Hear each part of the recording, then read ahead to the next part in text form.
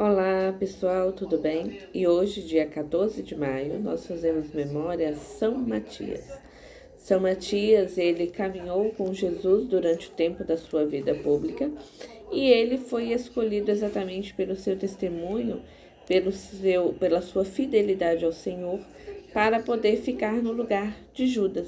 Quando Judas traiu Jesus, Judas Iscariotes, que era um dos 12, e ele então desertou por trair Jesus. Após a traição, ele se afastou e São Matias então foi escolhido. Segundo a tradição, foi escolhido por sorteio e a gente vê essa situação em algumas partes da Bíblia. Estava ele e José também, que tinha o apelido de Barsabás, e Matias foi então o escolhido. E ele então anunciou a palavra do Senhor e, segundo a tradição, ele veio a falecer exatamente como mártir. Foi apedrejado e depois foi decapitado.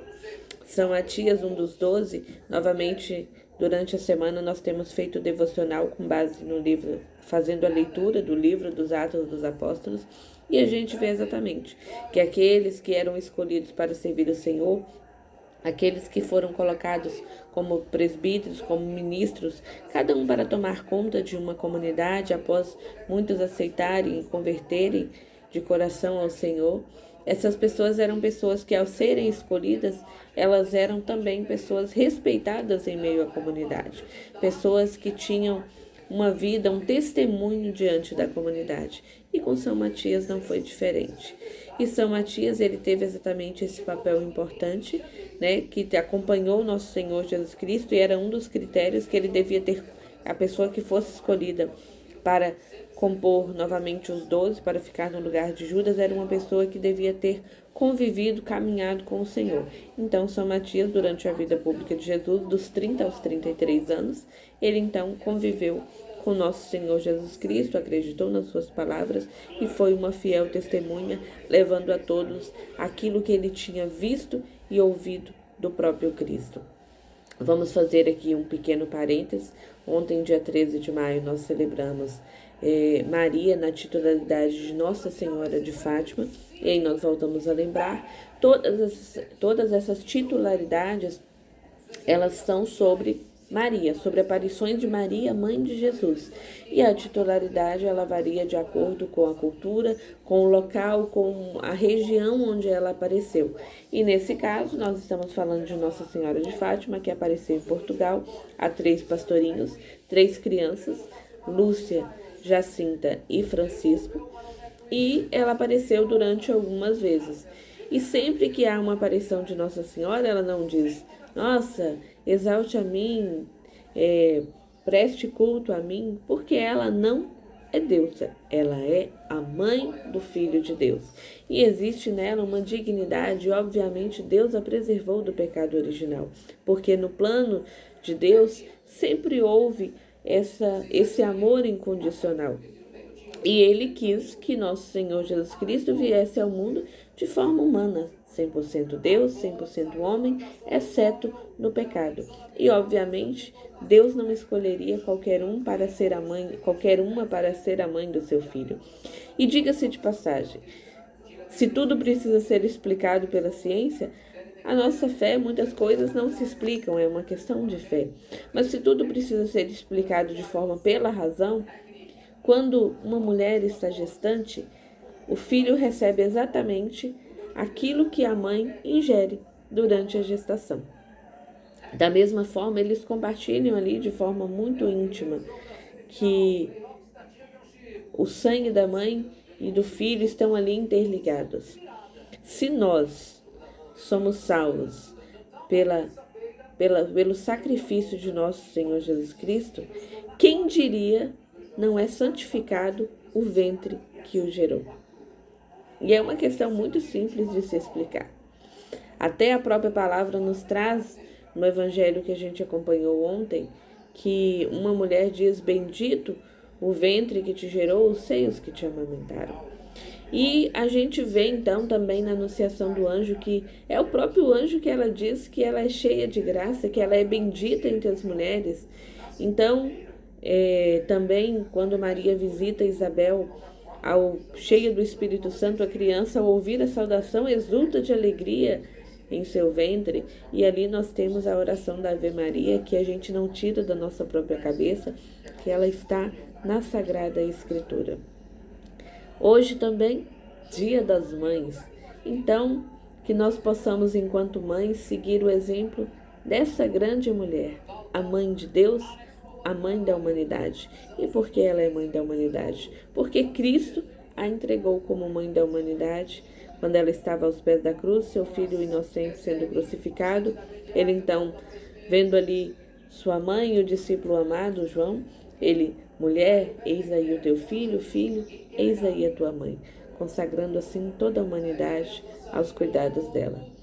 E eu vou te fazer uma única pergunta. Se Deus viu nela condições para ser a mãe do filho dele, que é Deus, nosso Senhor Jesus Cristo,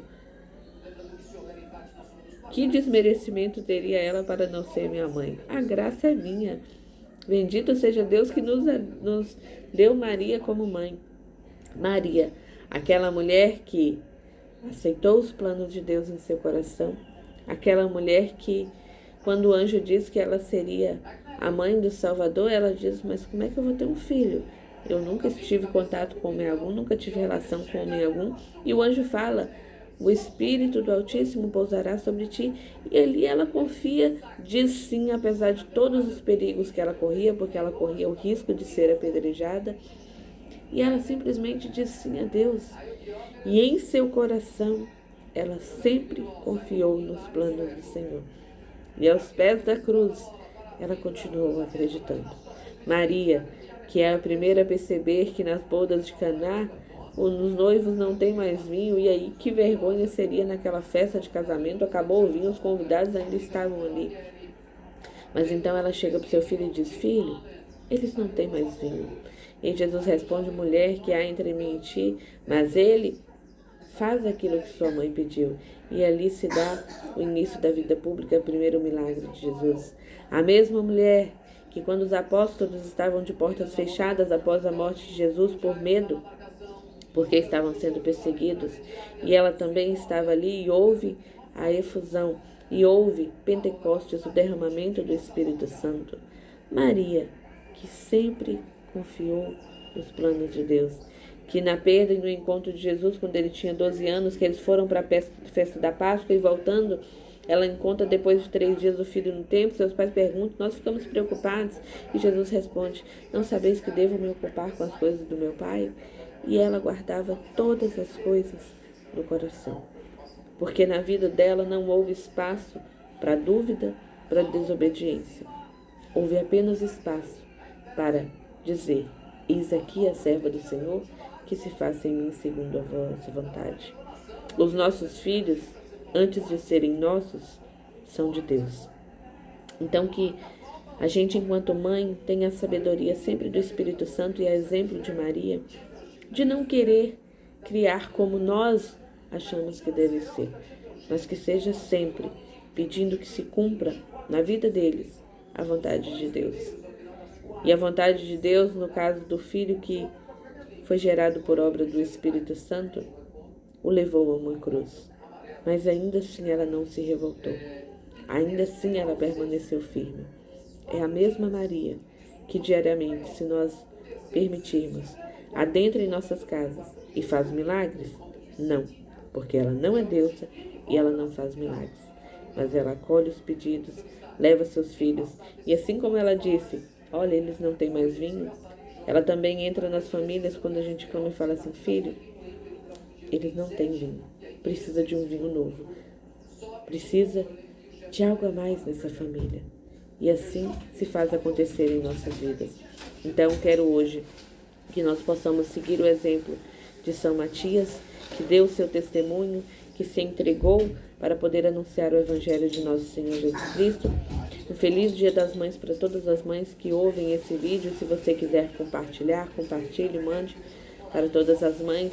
Aquelas mães que já estão muito cansadas, muito fadigadas, que elas saibam que elas são mães, mas também têm a intercessão da Mãe de Deus e nossa.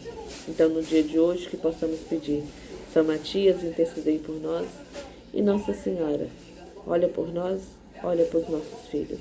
Um feliz Dia das Mães para todas as mães e que Deus abençoe a todos.